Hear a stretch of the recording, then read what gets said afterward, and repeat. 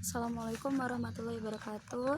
Saya Risnawati, mahasiswi Prodi Pendidikan Agama Islam. Izin mengerjakan tugas ujian tengah semester tarbiyah.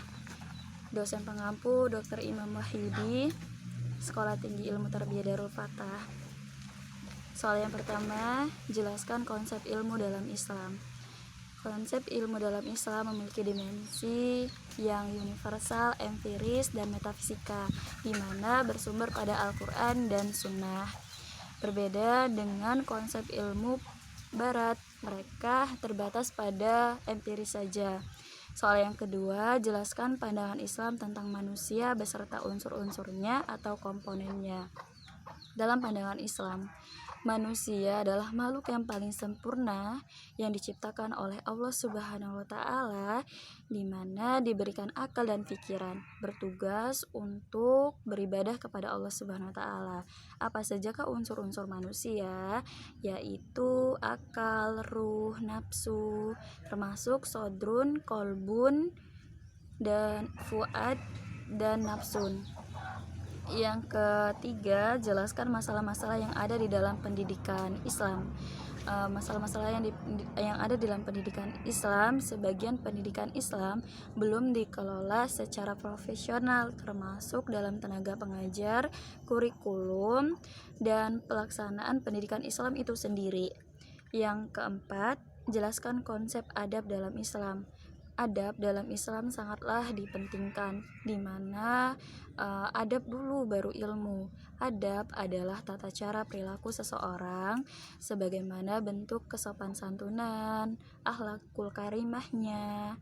Menurut Al-Ghazali, ilmu tanpa amal bagaikan tubuh tanpa ruh. Jadi adab dalam Islam sangatlah penting.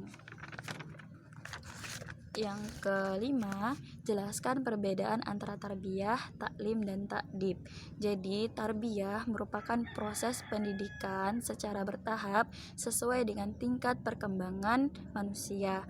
Taklim dimaknai secara khusus sebagai pembelajaran yang menjurus kepada ilmu. Sedangkan takdib berorientasi terhadap tata cara perilaku yang menyempurnakan akhlakul karimah atau budi pekerti. Yang keenam, jelaskan definisi pendidikan Islam, pendidikan Islami.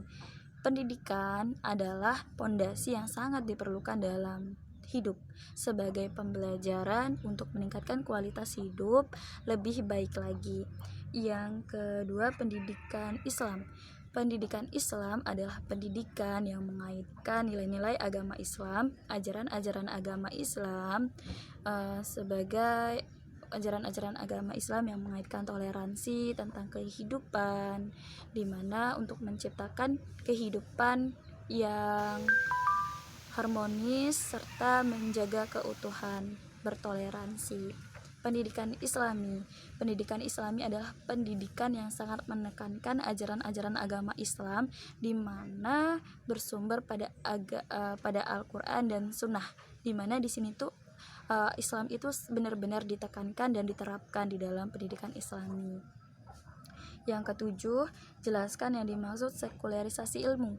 Sekularisasi ilmu adalah tidak percaya kepada adanya ilmu agama atau metafisika. Jadi sekularisasi ilmu ini melakukan pemisahan antara ilmu agama dengan ilmu duniawi.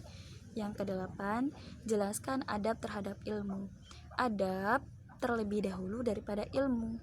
Jadi kita harus tahu adab ilmu, yaitu mengutamakan ilmu yang fardu ain.